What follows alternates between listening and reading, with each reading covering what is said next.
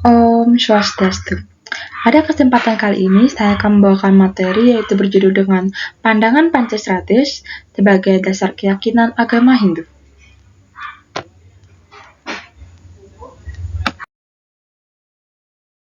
Pertama-tama, izinkan saya memperkenalkan diri. Perkenalkan, nama saya Putu Wiranti Prameswari dengan NIM 231031441 dari nomor 15. Sebelumnya, saya ingin berterima kasih kepada dosen pengampu, Dr. Inyomantika MSI, pada kesempatan dan tugas yang diberikan pada kali ini.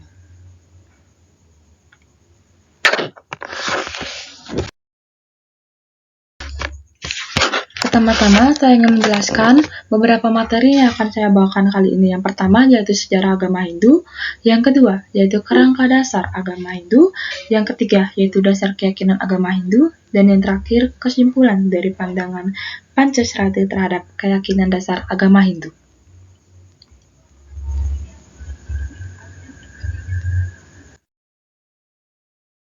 Baik, pertama-tama saya akan menjelaskan sejarah agama Hindu dan pengertian dari Pancasrati.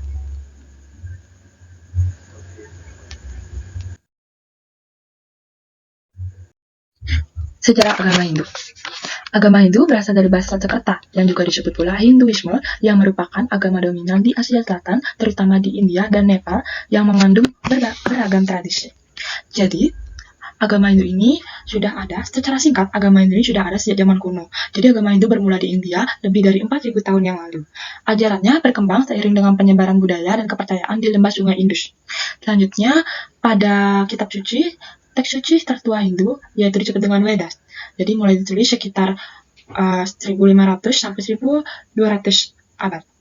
Kemudian, Upanishad dan Bhagavad Gita menjadi bagian penting dari warisan ajaran agama Hindu. Selanjutnya terdapat perkembangan filsafat. Jadi agama Hindu ini menghasilkan berbagai aliran filsafat yang dimana mengandung seperti Vedanta, yoga, nyaya, yang mendalami konsep-konsep spiritual dan etika. Selanjutnya terdapat dalam sejarah agama Hindu terdapat epik dan mitologi, yaitu terdapat dua epik yang terkenal dalam tradisi Hindu yang mengisahkan kisah-kisah heroik dan ajaran moral, yaitu cerita Mahabharata dan Ramayana. Selanjutnya, keberagaman. Dalam agama Hindu ini sangat beragam, jadi memiliki berbagai aliran dan dewa-dewi yang dipuja, seperti Trimurti. Jadi Trimurti itu merupakan yang utama, yang dimana Trimurti itu terdapat 3 bagian, yaitu Brahma, Wisnu, dan Siwa. Selanjutnya yaitu Hinduisme. Hinduisme ini terus beradaptasi dengan zaman modern, tetapi tetap mempertahankan nilai-nilai kuno dan tradisi upacara. Selanjutnya,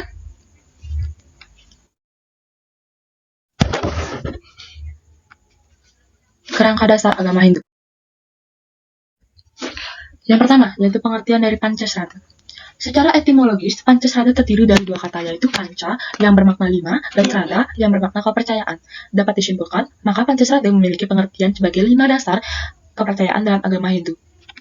Jadi dapat disimpulkan, Pancasrata memiliki pengertian sebagai 5 dasar kepercayaan dalam agama Hindu yang harus dipegang teguh dalam menjalani kehidupan beragama, bermasyarakat, berbangsa, dan bernegara demi mencapai tujuan kehidupan. Jadi, 5 kepercayaan tersebut terdiri dari beberapa bagian, yaitu terdapat Brahman, Atman, Karmapala, Srada, Punarbawa, dan Moksa.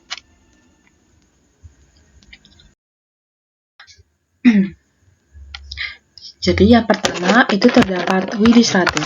Jadi Widisrada menjelaskan percaya dengan kehadiran ide Sang Hyang Widi atau Brahman. Yang kedua Atma Srada, yaitu percaya dengan adanya Atman atau jiwa. Karmapala, yaitu percaya dengan adanya hukum sebab akibat. Punarbawa, yaitu percaya dengan adanya kelahiran kembali atau Punarbawa. Yang terakhir, Moksa, yaitu percaya yaitu mengalami kelahiran kembali ke dunia.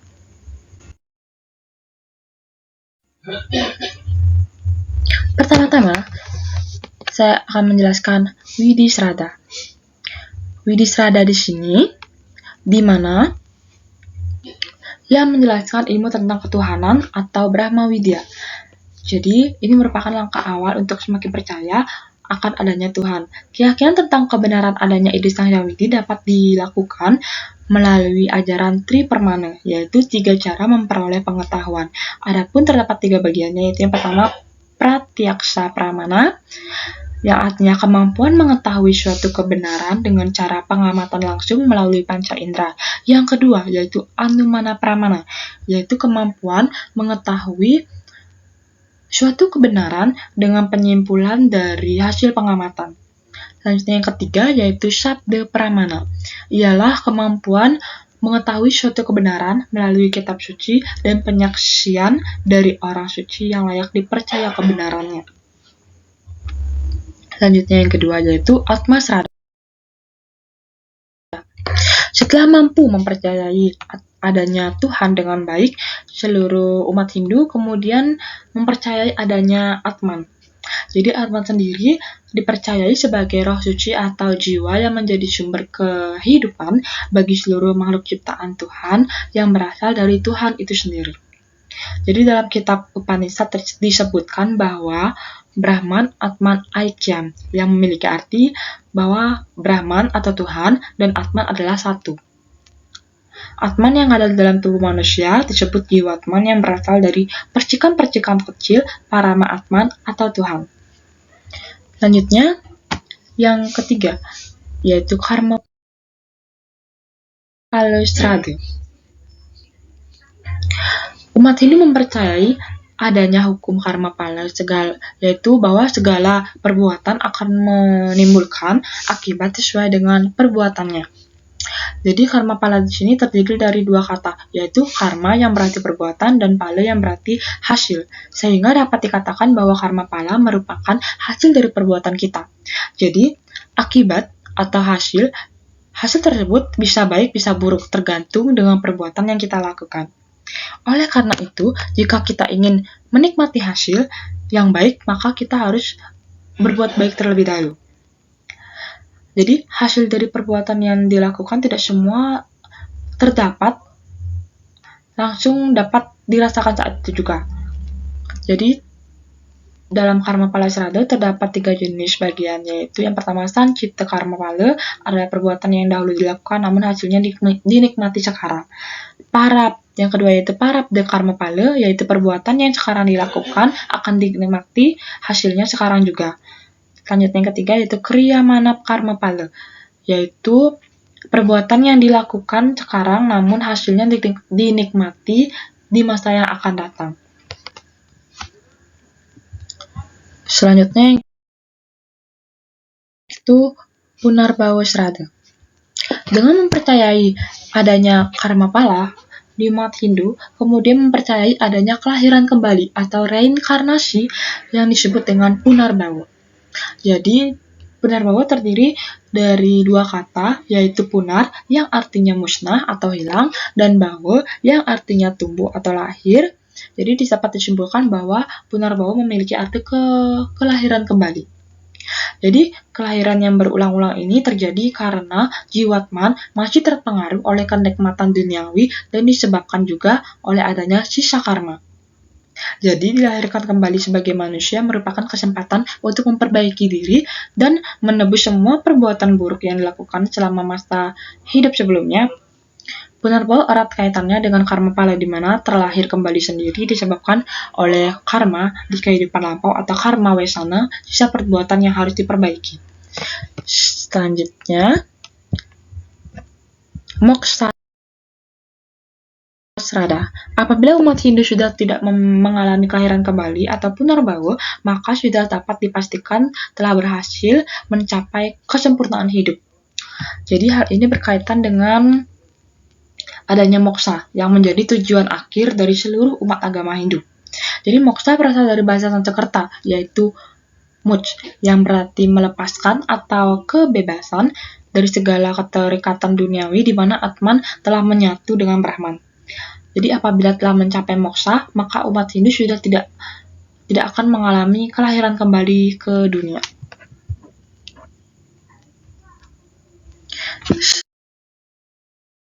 Selanjutnya, yaitu dasar keyakinan agama Hindu.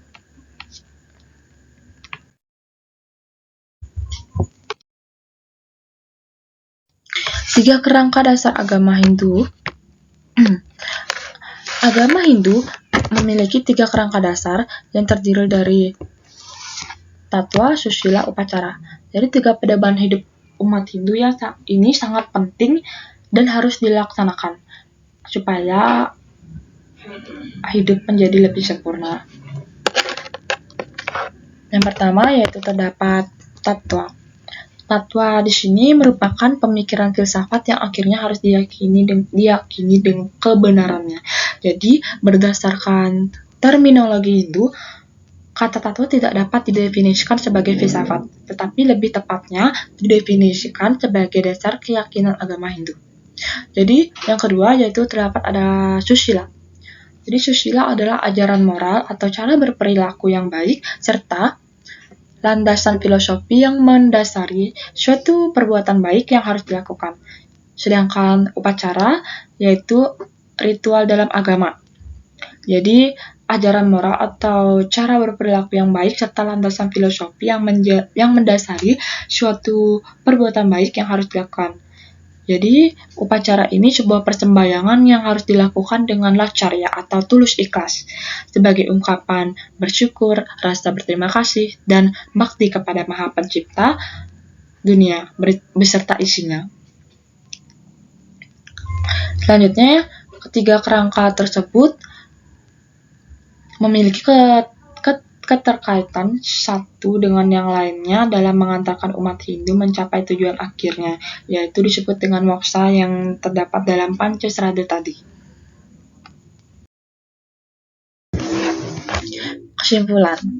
Kesimpulan yang dapat saya ambil dari materi ini yaitu Pancasrada sebagai dasar keyakinan agama Hindu adalah bahwa Pancasrada dalam 5 aspek keyakinan ini sangat penting sekali dilaksanakan dalam praktik Hindu. Karena Pancasrada ini membantu mereka memahami dan menghormati hubungan mereka dengan dunia roh dan makhluk lainnya.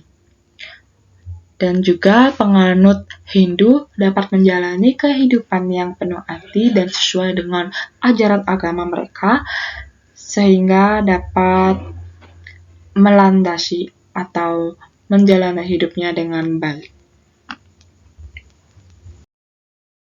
Baik, itu saja materi yang bisa saya sampaikan kali ini. Mohon maaf apabila ada kesalahan kata. Jadi saya tutup dengan Paramasanti. Om Santi Santi Santi Om. Terima kasih.